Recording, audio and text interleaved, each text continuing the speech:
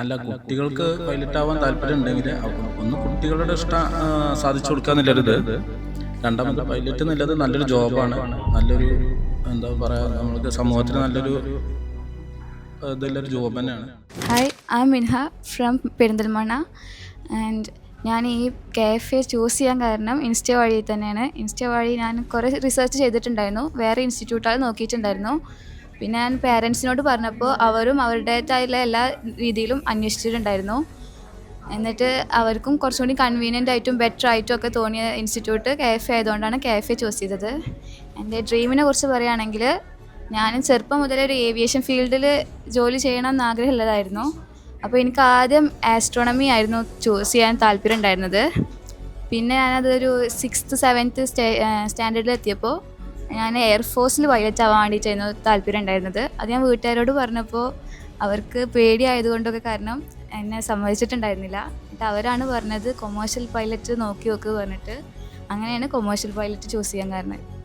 Pilot ആവാന്ന് പറയുമ്പോൾ അന്ന് pilot ആവണതിന് ഇതുണ്ടായിരുന്നില്ല. അവർക്ക് ഫസ്റ്റ് ഡിഫൻസിൽ ജോയിൻ ചെയ്യണമെന്നാണ് പറഞ്ഞിരുന്നത്.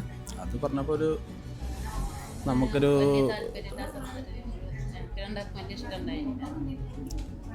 പിന്നീട് കൊമേഴ്ഷ്യൽ പൈലറ്റ്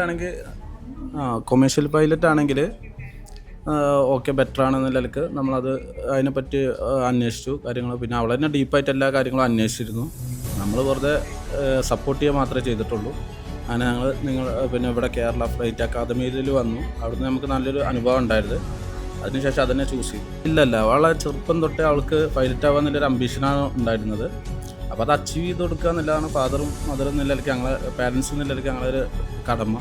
അപ്പോൾ അത് ഞങ്ങൾ മാക്സിമം ചെയ്തു. പക്ഷേ ഈ ഡിഫൻസിൻ്റെ ഒരു കാര്യം പറഞ്ഞപ്പോൾ അതിലൊരു നമുക്ക് കുറച്ച് ബുദ്ധിമുട്ടുകളൊക്കെ തോന്നിയുകൊണ്ട് അതിനെ നമ്മളൊരിതായി കൊമേഴ്ഷ്യൽ പൈലറ്റ് എന്നുള്ള അത് നമ്മൾ അച്ചീവ് ചെയ്ത് കൊടുക്കുക എന്നുള്ളത്. എനിക്ക് പൈലറ്റുമാരിൽ ഇൻഫ്ലുവൻസ് ചെയ്തതിലേറെ ഞാൻ പറഞ്ഞല്ലോ, ആദ്യം എനിക്ക് ആസ്ട്രോണമി ആയിരുന്നു താല്പര്യം ഉണ്ടായിരുന്നത്. അപ്പോൾ കൽപ്പന ചൗള, സുനിത വില്യംസ്, അവരുടെ കഥ ഞാൻ നന്നായിട്ട് ആ ടൈമിൽ എനിക്കറിയായിരുന്നു. അപ്പോൾ അവരത് കണ്ടിട്ടാണ് ഞാൻ ആദ്യം ആസ്ട്രോണമി നോക്കിയിരുന്നത്. ആ ടൈമിലാണ് ഇവിടുന്ന് ISROന്ന് നമ്മുടെ ഇന്ത്യൻ എയർഫോഴ്സിൽ നിന്ന് 4 പേരെ സെലക്ട് ചെയ്തിരുന്നല്ലോ. അപ്പോൾ ഞാൻ കരുതി ആസ്ട്രോണമിയിൽ പഠിക്കണം എന്നുണ്ടെങ്കിൽ, ആസ്ട്രോണറ്റ് ആവണമെന്നുണ്ടെങ്കിൽ ആദ്യം പൈലറ്റ് ആവണം എന്ന് വിചാരിച്ചിട്ടാണ് ഞാൻ ആദ്യം ഒരു 6th 7th സ്റ്റാൻഡേർഡ് മുതൽ പൈലറ്റിലേക്ക് വന്നിട്ടുള്ളത്. അങ്ങനെ അപ്പോൾ ഡിഫൻസിൽ കയറിയാലാണ് ആസ്ട്രോണറ്റിൽ ജോയിൻ ചെയ്യാന്നുള്ളത് അത് ശരിക്കും എൻ്റെ തെറ്റായ ധാരണയായിരുന്നു. അങ്ങനെയാണ് ഡിഫൻസിനോട് കൂടുതൽ താല്പര്യം തോന്നിയത്. പിന്നെ എനിക്ക് വിഷനിലൊരു പ്രശ്നമുണ്ട്. എൻ്റെ ഇടത്തെ കണ്ണിൽ കുറച്ച് വിഷൻ കമ്മിയായിരുന്നു. അപ്പോൾ എനിക്ക് അതിൻ്റെ നല്ല കൺസേൺ ഉണ്ടായിരുന്നു, മെഡിക്കലിൽ പാസ്സാകുമോ എന്നുള്ള കാര്യത്തിൽ. അപ്പോൾ KFA അത് നന്നായിട്ട് ഹെൽപ്പ് ചെയ്തിട്ടുണ്ട്. മെഡിക്കലിൻ്റെ എല്ലാ പ്രോസസ്സിലും എപ്പോഴും കൂടെ നിന്നിട്ടുണ്ട്. അല്ല, കുട്ടികൾക്ക് പൈലറ്റ് ആവാൻ താല്പര്യം ഉണ്ടെങ്കിൽ ഒന്ന് കുട്ടികളുടെ ഇഷ്ടം സാധിച്ചു കൊടുക്കുക എന്നുള്ളൊരിത്. രണ്ടാമത് പൈലറ്റ് എന്നുള്ളത് നല്ലൊരു ജോബാണ്. നല്ലൊരു എന്താ പറയുക, നമ്മൾക്ക് സമൂഹത്തിന് നല്ലൊരു ഇതുള്ളൊരു ജോബ് തന്നെയാണ്. നെർവസ് അല്ല, ഭയങ്കര എക്സൈറ്റഡ് ആണ്.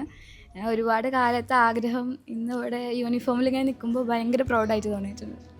Thank you so much.